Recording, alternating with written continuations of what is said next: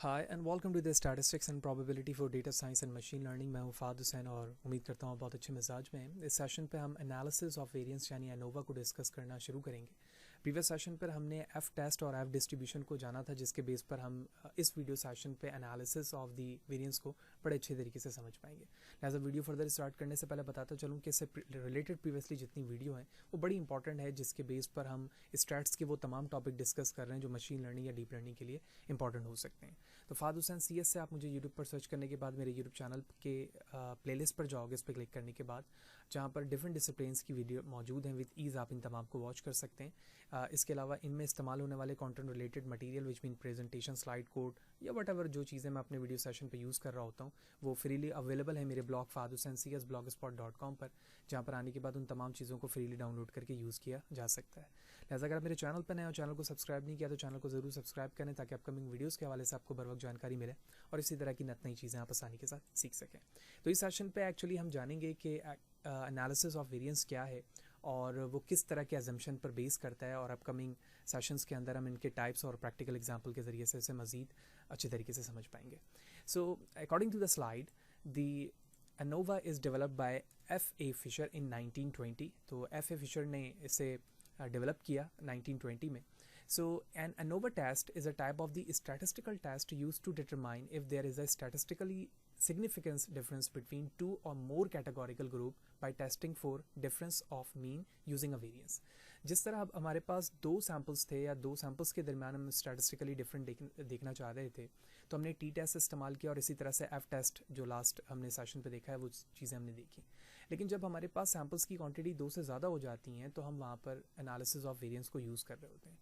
तो ये एक स्टैटिस्टिकल टेक्निक है जिसके ज़रिए सिग्निफिकेंस डिफरेंस देखना चाह रहे होते हैं उन कैटेगोरिकल डेटा में जो आपके पास मौजूद हों, और उस डिफरेंस को मीन के ज़रिए से देखते हैं by using a variance as well. So it's also show us a way to make multiple comparisons of several population mean। ये एक तरीका है जिसके ज़रिए से हम मल्टीपल कंपैरिजन कर पाते हैं डिफरेंट पॉपुलेशंस से आए हुए सैम्पल्स से। ठीक है, यानी फॉर एग्जांपल आपके पास 3 सैम्पल्स हैं और इन 3 सैम्पल्स को हम इस तरह से भी कंसीडर कर सकते हैं कि तीनों अलग अलग पॉपुलेशन से आए, और हम ये भी कंसीडर कर सकते हैं कि एक ही पॉपुलेशन से 3 अलग अलग सैम्पल्स लिए गए, उनके दरमियान हम एनालिसिस करना चाह रहे हैं या देखना चाह रहे हैं कि उनके दरमियान सिग्निफिकेंस डिफरेंस क्या है। So the next point, the ANOVA test is performed by comparing two types of the variation between the sample mean, यानी दो तरह से हम वेरिएशन देखेंगे। पहली जो टाइप है उसमें हम सैम्पल मीन को बिटवीन द सैम्पल मीन देख रहे हैं, as well as the variation within each sample. ठीक है, हम एक सैम्पल्स के दरमियान भी यानी विद इन रहते देख सकते हैं और वेरिएशन सैम्पल्स के बिटवीन भी देख सकते हैं। इन दोनों पॉइंट्स को हम समझते हैं जो इस पॉइंट पे बताया गया। फॉर एग्जांपल हमारे पास सैम्पल 1 है जिसे मैं ए से इंडिकेट कर रहा हूँ, सैम्पल बी है हमारे पास, और इसी तरह थर्ड सैम्पल हमारे पास सी है। तो जिस तरह मैंने डिस्कस किया कि ये तीनों चीज़ें यानी तीनों सैम्पल एक पॉपुलेशन में से आ सकती हैं और मल्टीपल पॉपुलेशन में भी आ सकती हैं। जब इस पॉपुलेशन को हमने डिस्ट्रीब्यूटेड वे पर लेकर आए तो हम जानते हैं कि पैरामीट्रिक टेस्ट में जो हमारे पास सैम्पल्स होते हैं या पॉपुलेशन होता है वो नॉर्मल डिस्ट्रीब्यूशन को फॉलो करता है, और नॉर्मल डिस्ट्रीब्यूशन क्या है, किस तरह से वर्क करता है वो हम ऑलरेडी कवर कर चुके हैं। तो जब मैंने इस ए को नॉर्मल डिस्ट्रीब्यूटेड किया तो इसके एक मीन वैल्यू आई जिसे मैंने कह दिया ए बार। इसी तरह से बी को जब हमने मीन पे लिखा तो ये बी बार आ गया, और इसी तरह से सी को लिखा तो ये सी बार आ गया।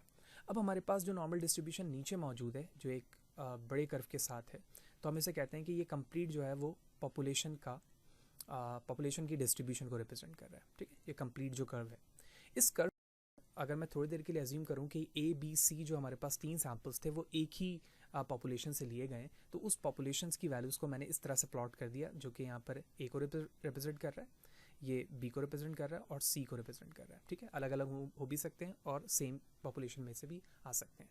अब यहाँ पर कहा गया the variation between the sample mean as well as the variation within each of the sample. अगर मैं बिटवीन द सैम्पल्स देखूं तो ये जो ग्रीन कलर के साथ यहाँ पर पॉपुलेशन का सेंटर यानी मीन मौजूद है, तो सैम्पल ए के इस मीन से पॉपुलेशन की मीन के दरमियान डिफरेंस क्या होगा, इस चीज़ की स्टडी भी वेरिएंस एनालिसिस ऑफ वेरिएंस बताएगा। फॉर एग्जांपल मैं कहता हूँ कि ये डिफरेंस जो है ए बार है। इसी तरह से अगर आप बी को देखें, इसके दरमियान जो डिफरेंस है ग्रीन के साथ वो ऑलमोस्ट बहुत ही माइनर सा है, तो कुछ माइनर सी वैल्यूज़ इसकी आ रही होगी, तो मैं इसे कह देता हूँ कि ये हमारे पास बी बार होगा क्योंकि थोड़ा सा डिफरेंस यहाँ पर मौजूद है। इसी तरह से जो सी मौजूद है ये सी का मीन है, और और इस ग्रीन कलर यानी पॉपुलेशन के डिफरेंस के दरमियान जो डिफरेंस है वो सी बार कहलाएगा। तो ये हो गया बिटवीन द सैम्पल।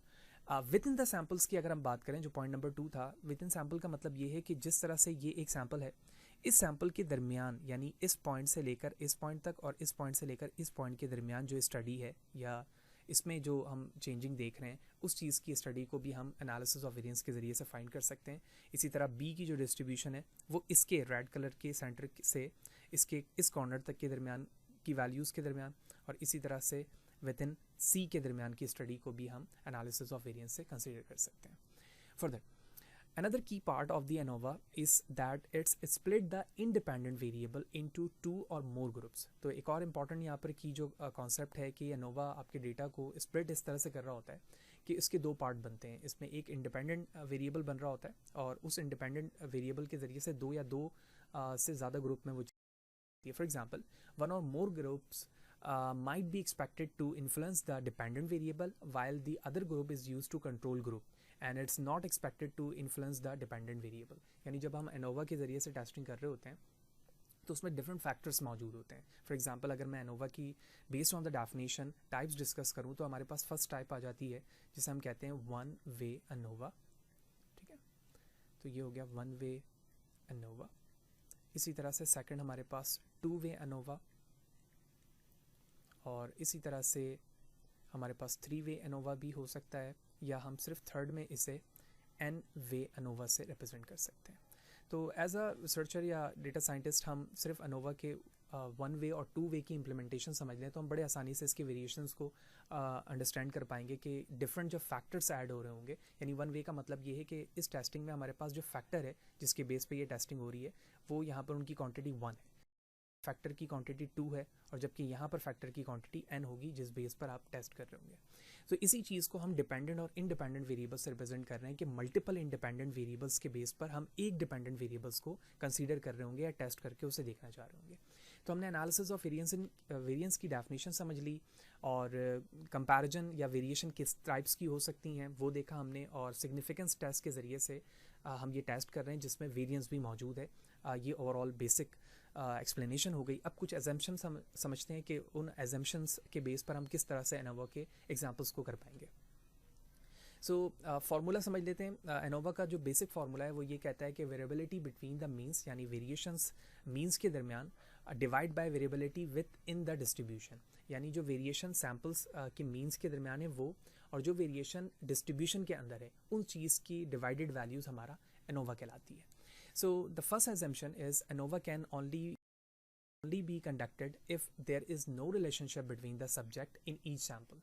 यानी हम उसी वक्त कंडक्ट कर रहे होते हैं जब हमारे पास सब्जेक्ट्स में कोई भी रिलेशनशिप मौजूद ना हो। This mean that the subject in the first group can not also be in the second group, which mean वो इंडिपेंडेंट हो, डिपेंडेंट ना हो जो सैम्पल्स हमारे पास वैल्यूज आ रही होंगी। That the first assumption। The second one, the different group level must have the equal sample size. यानी जितने भी आप सैम्पल्स ले रहे हैं वो सब सेम काउंट के हों या नंबर्स या साइज के हों।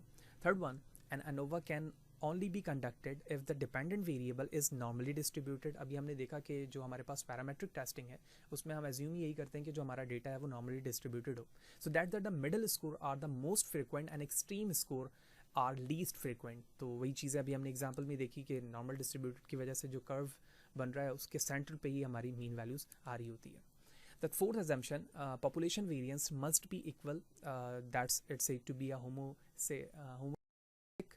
homogeneity of the variance means that deviation of the scores is similar between the population।